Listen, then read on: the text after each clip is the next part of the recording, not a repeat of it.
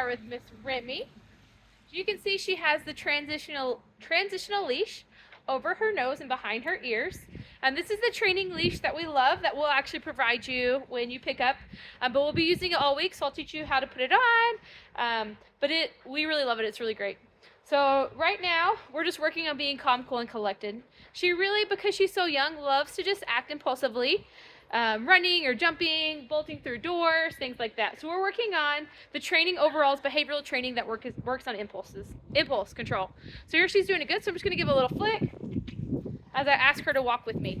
My shoulder is rolled back, so my arm sits comfortably by my back pocket. This is going to be super important. The training that we do here is very hands-on for the owner. The dogs will do great for me at the end of the 5 days.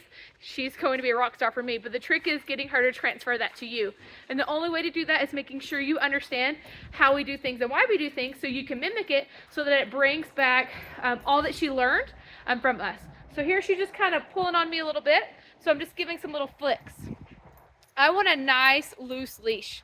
So again, my hand's by my back pocket because that shoulder's rolled back. My leash is short but loose. We're working on the loose part, right? We're getting there. But anytime she creates pressure on the leash, I'm going to use one of 5 tools. We'll teach you all 5 tools. Right now you're just seeing the flick.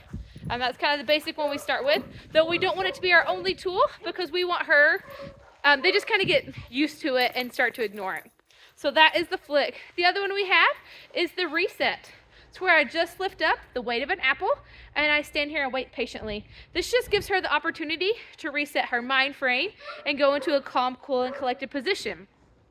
What we're helping her understand is every time pressure is created, go into a calm state of mind instead of a reactive mind. No jumping, no running, no bolting, no being crazy. Just sit and observe and then react appropriately.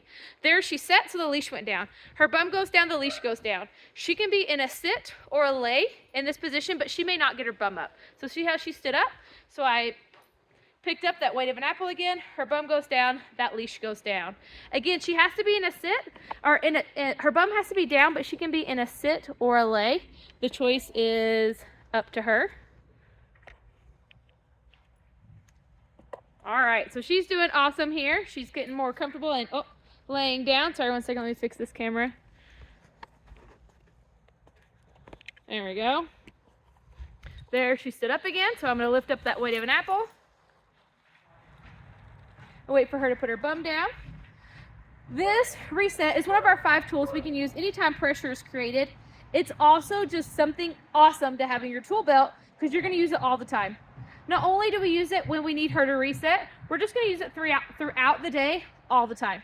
I need her to learn how to sit beside me and just be calm, cool, and collected. I should be able to stomp my feet, jump up and down, kick in the air. I should be able to walk around. And I want her to learn to just chill beside me. So I could tie my shoe, or check the mail, or talk to a neighbor, whatever that might be. She won't learn how to control those impulses if we don't practice when there's no distractions. So right now we're in one of our empty play yards doing this training. Our next training walk, because she's rocking it, will actually be out on the sidewalk, but we're still going to start with little to no distractions, and we'll add in more and more distractions over time. We really want to help set her up for success, so I don't want to move too much too fast, but I do want to help her learn and grow as quickly as she can. So here I'm just flicking, her nose is just sniffing. Eventually she'll be able to sniff and walk. Right now on our first day of training, she's not going to be able to understand how to do that yet. So hands by the back pocket. She's creating pressure. What you're seeing right now is a direction change. It's 180 degrees of going the opposite direction. I'm doing it again, turning around. She's creating pressure, doing it again. You can see I'm coupling the flicks in with my direction change. There's pressure again. It's not about how far, I'm not paying attention to how far out she is on the leash. I'm paying attention to how the leash feels. Once I have my arm in the right position and the leash at the right length, it's all about correcting anytime there's pressure. As soon as we have the slightest touch of pressure, we need to correct so that she learns to walk at there. Look at this nice loose leash. All right, so we have the 180 degree change. We have that reset where we lift up the weight of an apple. We have the the flicks. The other one we have is just zigzags. And that's just where I zig and zag back and forth. I'll couple those flicks in with it, but what I'm doing is I'm helping Remi learn to pay attention to me instead of to other things. We're not going from point A to point B. We're just walking all over the place. I'm doing a training video. So here we are, just walking with Remi, back and forth, back and forth. You can see me utilizing the flicks and the zigzags anytime pressure is created. So I want to make sure that anytime pressure is on that leash, oh, we have an itch right quick. Anytime pressure is on that leash, I utilize one of those tools. This helps her understand how good it feels to walk at a nice loose leash. Right now my loose leashes are lasting all of like 1 or 2 seconds. That's totally fine. That's absolutely normal. They'll get longer and longer and longer.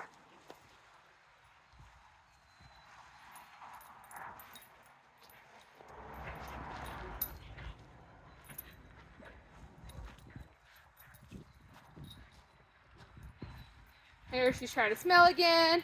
So I'm just giving those flicks.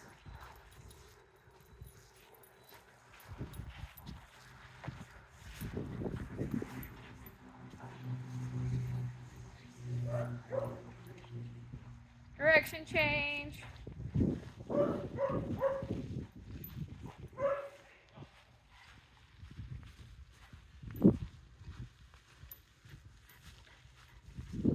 Good. Look how much longer this loose leash is lasting.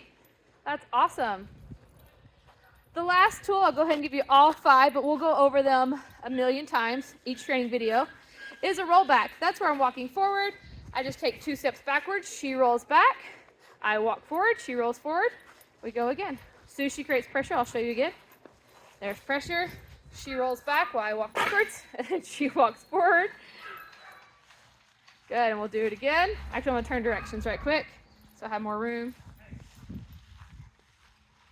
There we go. As soon as she creates pressure again, she's rocking it. There we go. I'm just going to go backwards, and I go forward, and then we're going to walk on. She's going to try to get behind me and kind of figure out different ways what might be better, and she'll learn that none of them are. That right here beside me, this right here is perfect. She's doing so awesome. We're going to do a reset, and we're just going to go through this door. We'll go over door manners, but we sit before we go through each door. Look how much better that one was. Awesome. And we're going to move on, continue some more training in here, but then we're going to move on to better reflect. She's welcome to sniff as long as her bum is down right now. And she'll get really good at paying attention to us and sniffing.